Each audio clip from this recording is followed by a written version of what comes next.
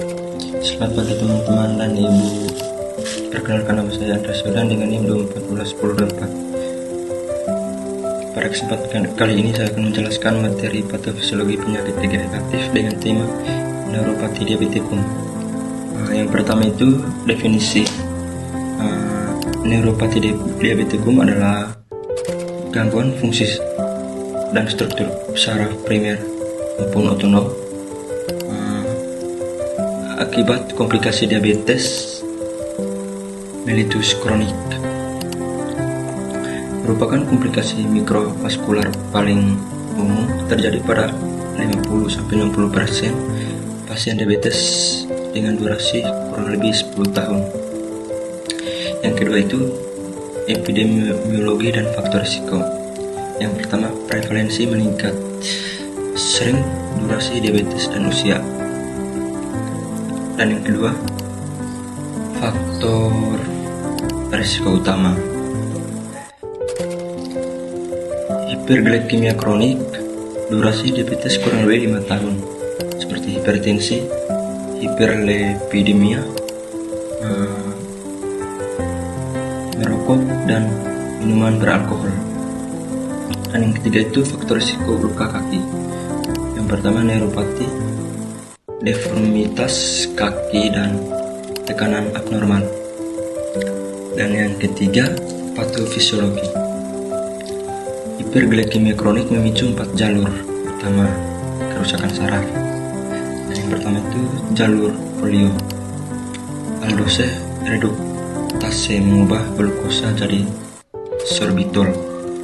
Sorbitol menumpuk edema saraf, depresi myoinositol,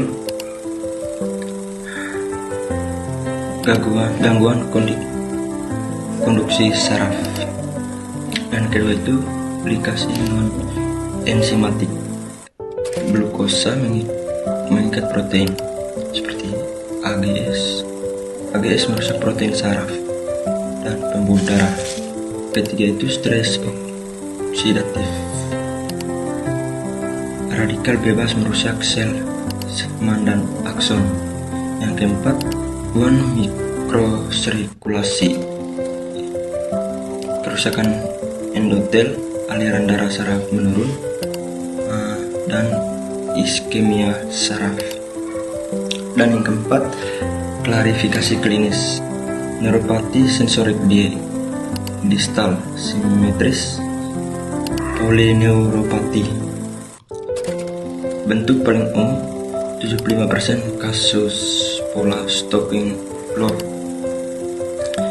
Gejala positif prestasia disestia, nyeri terbakar, alodinia, memburuk malam hari. Dan kedua, gejala negatif seperti mati rasa, hilang rasa nyeri, suhu, getaran, propropepsi. Dan yang terakhir, tanda atau hilangnya refleks Achilles, penurunan sensasi protektif. Dan yang KB, neuropati otonom. Yang pertama, kardiovaskular, yaitu takidari istirahat, hipertensi ortostatik, dan silent MI. Dan yang kedua, gastrointestinal, gastroparesis, konstipasi, diare, dan non-turnal. Ketiga,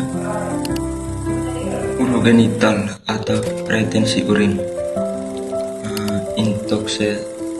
inkontinensia, disfungsi ereksi, ejakulasi retrograd. Dan yang terakhir, ahidrosis, hipoglikemia tanpa sadar. Dan C,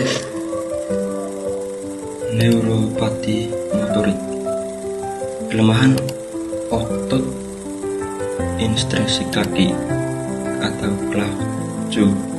Hammerju, distribusi tekanan abnormal claus atau ulkus. D. Neuropati vokal atau multivokal. Mononeuropati in medianus CTS and ulnaris and proneus. Mononeuropati multiple infark, saraf, iskemia, radiculoplexopati, lumbosakral,